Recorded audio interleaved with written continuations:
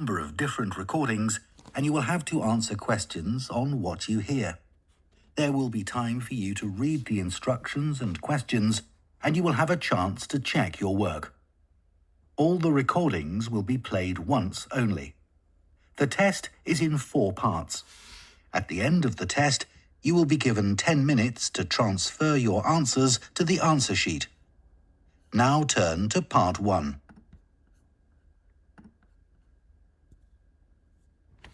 Part 1.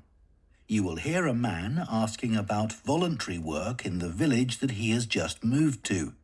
First, you have some time to look at questions 1 to 7.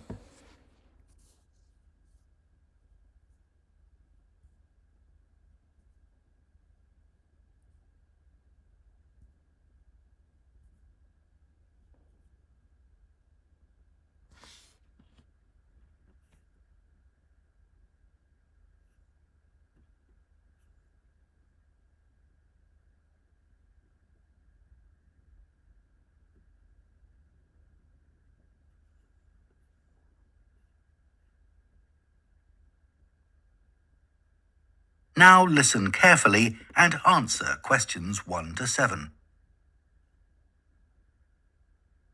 Hello, Jane Fairbanks speaking. Oh, good morning. My name's Frank Pritchard. I've just retired and moved to Southo. I'd like to become a volunteer, and I gather you coordinate voluntary work in the village? That's right. What sort of thing could I do? Well, we need help with the village library. We borrow books from the town library, and individuals also donate them. So one thing you could do is get involved in collecting them. If you've got a car, that is. Yes, that's no problem. The times are pretty flexible, so we can arrange it to suit you. Oh, another thing is the records that we keep of the books we're given, and those we borrow and need to return to the town library. It would be very useful to have another person to help keep them up to date. Right. I'm used to working on a computer. I presume they're computerized? Oh, yes. Is the library purpose-built? I haven't noticed it when I've walked around the village. No, we simply have the use of a room in the village hall. The West Room. It's on the left as you go in. Oh, I must go and have a look inside the hall. Yes, it's a nice building. Do you run a lunch club in the village for elderly people? I know a lot of places do. Yes, we have a very successful club. I could help with transport, if that's of any use. Oh, definitely. People come to the club from neighbouring villages, and we're always in need of more drivers. And does the club have groups that focus on a particular hobby too? I could get involved in 1 or 2, particularly if there are any art groups. Excellent. I'll find out where we need help and get back to you. Fine. What about help for individual residents? Do you arrange that at all? Yes, we do it as a one-off. Oh, in fact, there's Mrs. Carroll. She needs a lift to the hospital next week, and we're struggling to find someone. When's her appointment? On Tuesday. It would take the whole morning. I could do that? Oh, that would be great. Thank you. And also next week, we're arranging to have some work done to Mr. Salisbury's house before he moves, as he isn't healthy enough to do it himself. We've got some people to decorate his kitchen, but if you could do some weeding in his garden, that would be wonderful. Okay, I'd enjoy that. And presumably the day and time are flexible? Oh, yes. Just say when would suit you best, and we'll let Mr. Salisbury know. Good. Before you hear the rest of the conversation, you have some time to look at questions 8 to 10.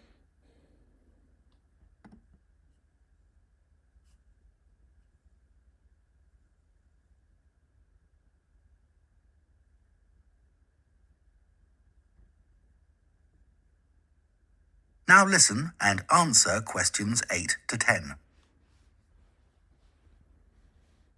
The volunteers group also organises monthly social events which is a great way to meet other people, of course. Uh-huh. So next month, on the 19th of October, we're holding a quiz. A couple of residents are great at planning unusual ones, and we always fill the village hall. That sounds like fun. Can I do anything to help? Well, because of the number of people, we need plenty of refreshments for halfway through. So if you could provide any, we'd be grateful. I'm sure I could. I'll think about what to make and let you know. Thank you. Then on November the 18th, we're holding a dance, also in the village hall. We've booked a band that specialises in music of the 1930s. They've been before, and we've had a lot of requests to bring them back. I'm not really a dancer, but I'd like to do something to help. Well, we sell tickets in advance, and having an extra person to check them at the door as people arrive would be good.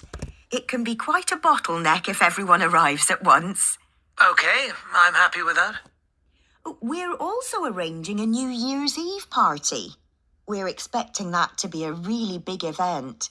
So instead of the village hall, it'll be held in the Mountfort Hotel. The... Mountfort. MOUNTFORT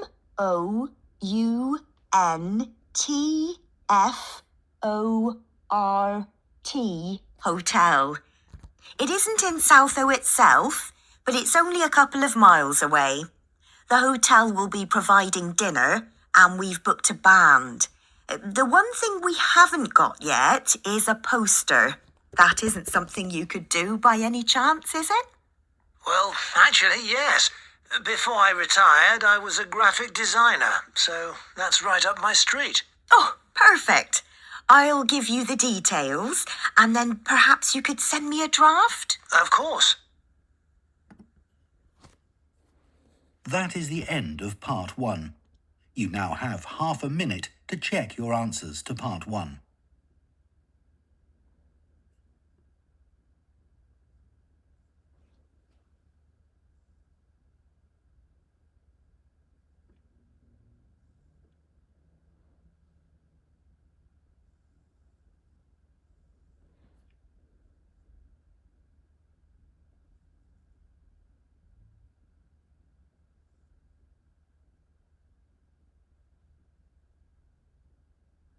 Part 2. You will hear a guide at a tourist attraction called Oniton Hall talking to a group of visitors. First, you have some time to look at questions 11 to 14.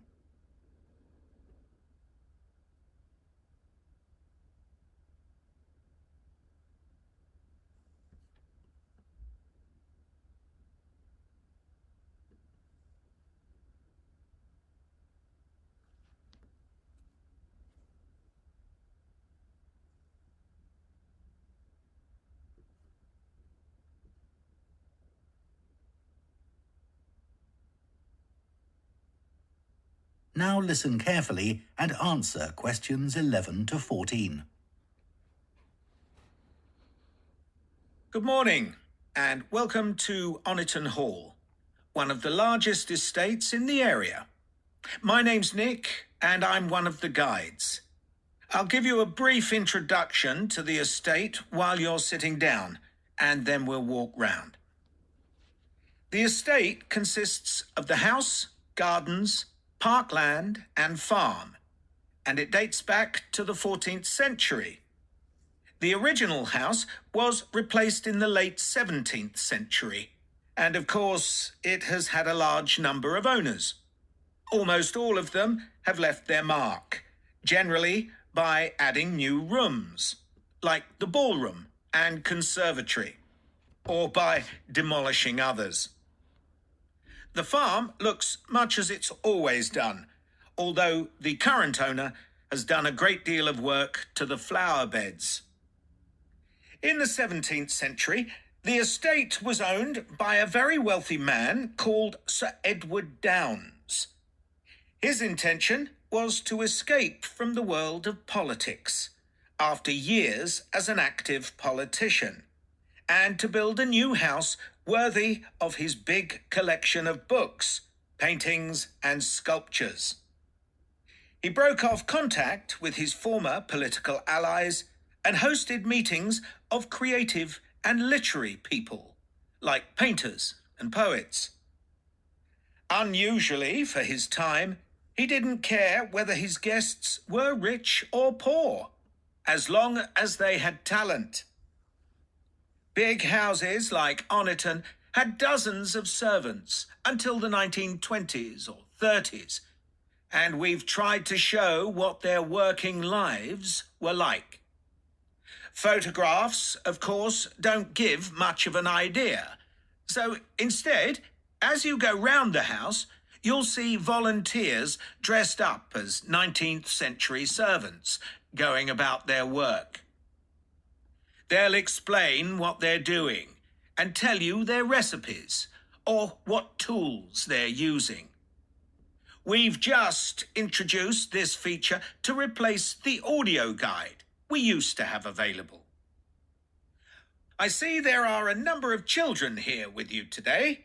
Well, we have several activities specially for children, like dressing up in the sorts of clothes that children wore in the past. And as it's a fine day, some of you will probably want to play in the adventure playground. Our latest addition is child-sized tractors that you can drive around the grounds. Before you hear the rest of the talk, you have some time to look at questions 15 to 20.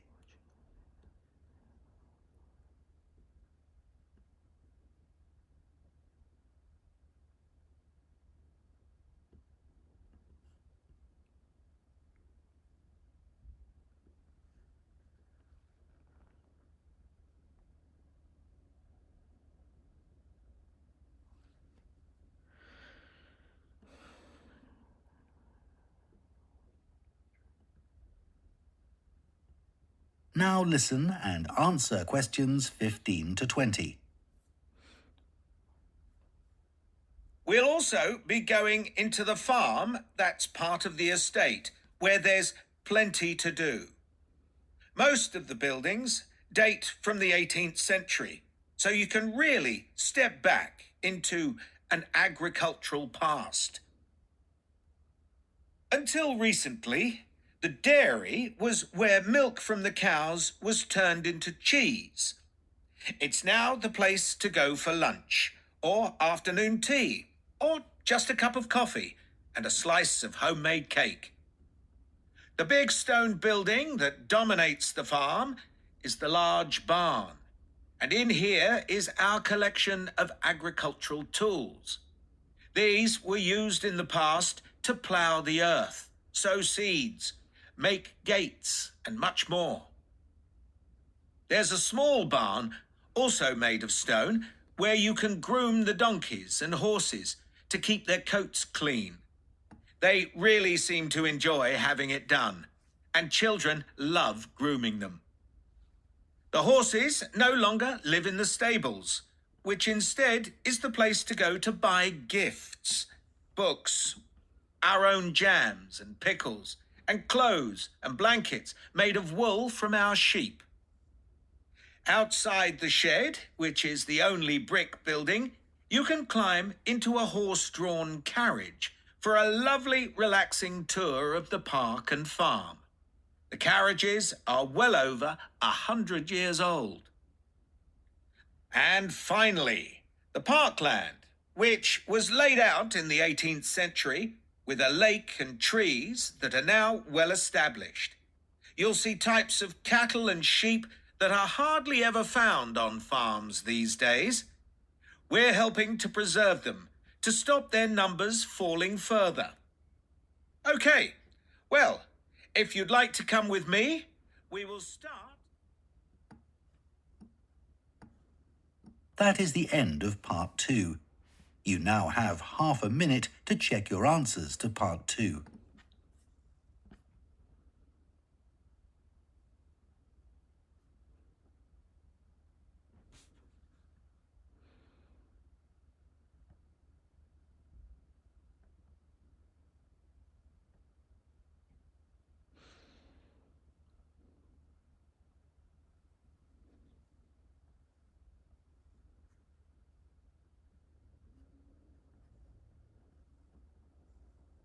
Part 3. You will hear 2 theatre studies students discussing stage and screen performances of Shakespeare's play Romeo and Juliet. First, you have some time to look at questions 21 and 22.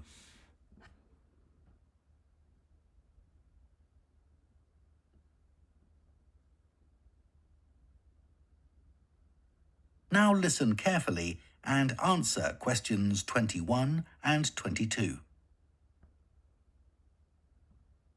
Did you make notes while you were watching the performances of Romeo and Juliet, Gemma? Yes, I did.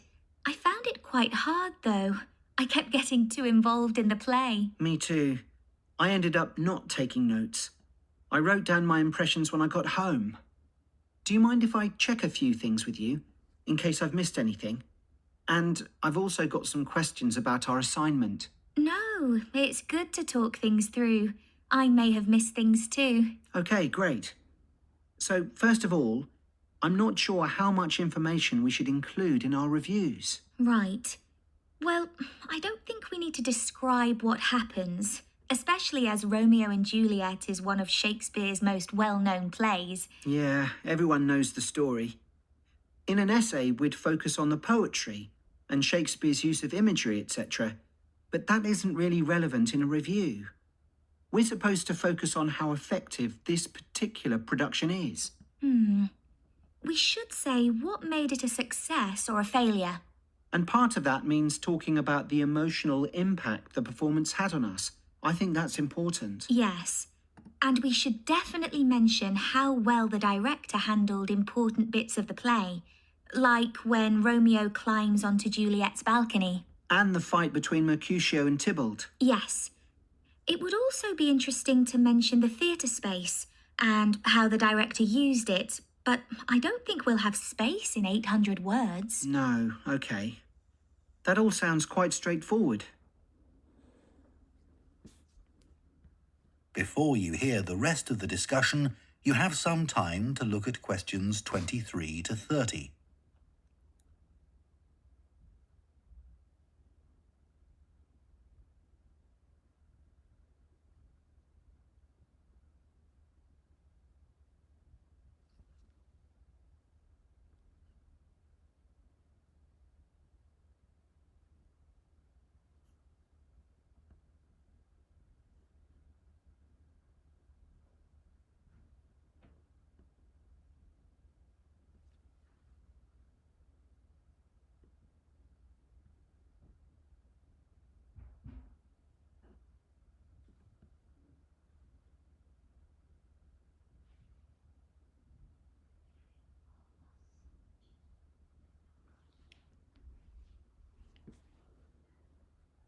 Now listen and answer questions 23 to 30. So, what about the Emporium Theatre's production of the play? I thought some things worked really well, but there were some problems too. Yeah. What about the set, for example? I think it was visually really stunning. I'd say that was probably the most memorable thing about this production. You're right. The set design was really amazing. But actually, I have seen similar ideas used in other productions. What about the lighting? Some of the scenes were so dimly lit, it was quite hard to see. I didn't dislike it. It helped to change the mood of the quieter scenes. That's a good point. What did you think of the costumes?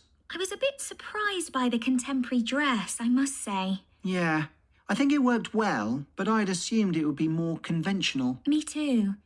I liked the music at the beginning, and I thought the musicians were brilliant. But I thought they were wasted because the music didn't have much impact in Acts 2 and 3. Yes, that was a shame. One problem with this production was that the actors didn't deliver the lines that well. They were speaking too fast. It was a problem, I agree. But I thought it was because they weren't speaking loudly enough, especially at key points in the play. I actually didn't have a problem with that. It's been an interesting experience watching different versions of Romeo and Juliet, hasn't it? Definitely.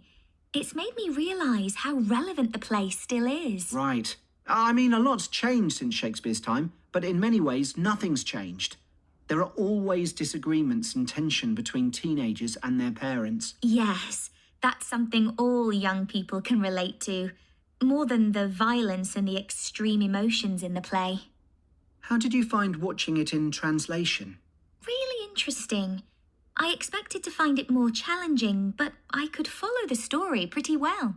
I stopped worrying about not being able to understand all the words and focused on the actors' expressions. The ending was pretty powerful. Yes, that somehow intensified the emotion for me. Did you know Shakespeare's been translated into more languages than any other writer? What's the reason for his international appeal, do you think? I was reading that it's because his plays are about basic themes that people everywhere are familiar with. Yeah, and they can also be understood on different levels. The characters have such depth. Right, which allows directors to experiment and find new angles. That's really important because... That is the end of part 3. You now have half a minute to check your answers to part 3.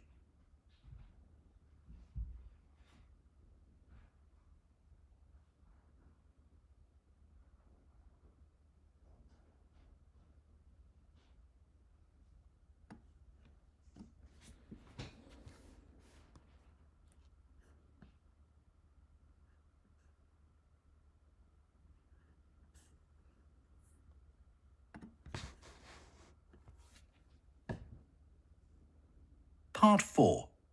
You will hear a lecturer on a languages course talking about the impact of digital technology on Icelandic, the native language of Iceland. First, you have some time to look at questions 31 to 40.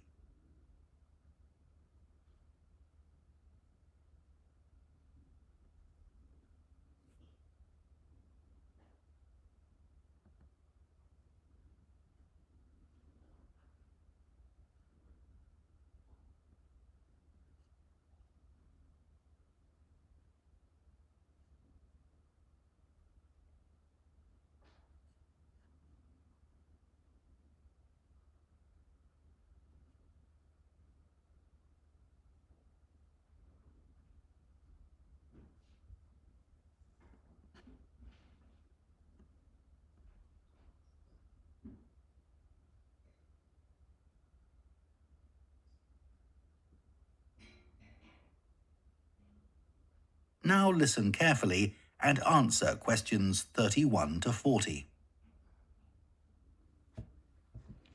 Right, everyone. Let's make a start. Over the past few sessions, we've been considering the reasons why some world languages are in decline. And today I'm going to introduce another factor that affects languages and the speakers of those languages, and that's technology, and in particular, digital technology.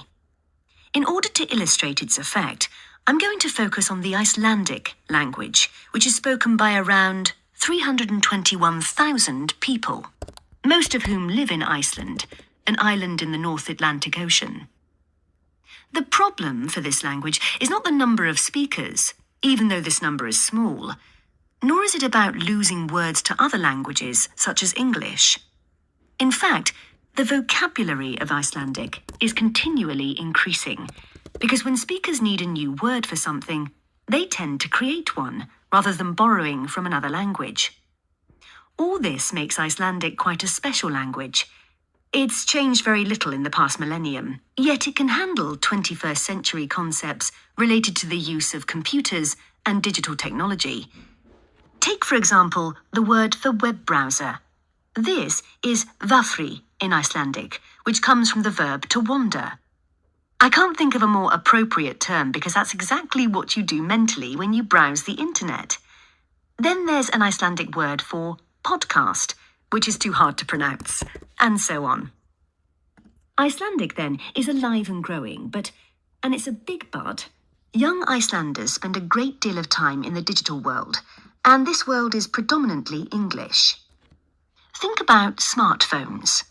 They didn't even exist until comparatively recently, but today, young people use them all the time to read books, watch TV or films, play games, listen to music, and so on. Obviously, this is a good thing in many respects because it promotes their bilingual skills. But the extent of the influence of English in the virtual world is staggering, and it's all happening really fast.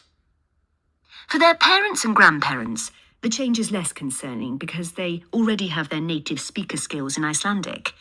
But for young speakers, well, the outcome is a little troubling. For example, teachers have found that playground conversations in Icelandic secondary schools can be conducted entirely in English, while teachers of much younger children have reported situations where their classes find it easier to say what is in a picture using English rather than Icelandic. The very real and worrying consequence of all this is that the young generation in Iceland is at risk of losing its mother tongue.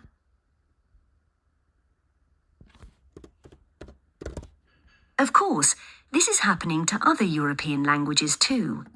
But while internet companies might be willing to offer, say, French options in their systems, it's much harder for them to justify the expense of doing the same for a language that has a population the size of a French town, such as Nice. The other drawback of Icelandic is the grammar, which is significantly more complex than in most languages. At the moment, the tech giants are simply not interested in tackling this. So, what is the Icelandic government doing about this? Well, large sums of money are being allocated to a language technology fund that it is hoped will lead to the development of Icelandic-sourced apps and other social media and digital systems. But clearly this is going to be an uphill struggle. On the positive side, they know that Icelandic is still the official language of education and government. It has survived for well over 1,000 years, and the experts predict that its future in this nation-state is sound and will continue to be so. However, there's no doubt that it's becoming an inevitable second choice in young people's lives. This raises important questions. When you consider how much of the past is tied up in a language, will young Icelanders lose their sense of their own identity? Another issue that concerns the government of Iceland is this. If children are learning 2 languages through different routes, neither of which they are fully fluent in, will they be able to express themselves properly? That is the end of Part 4. You now have 1 minute to check your answers to Part 4.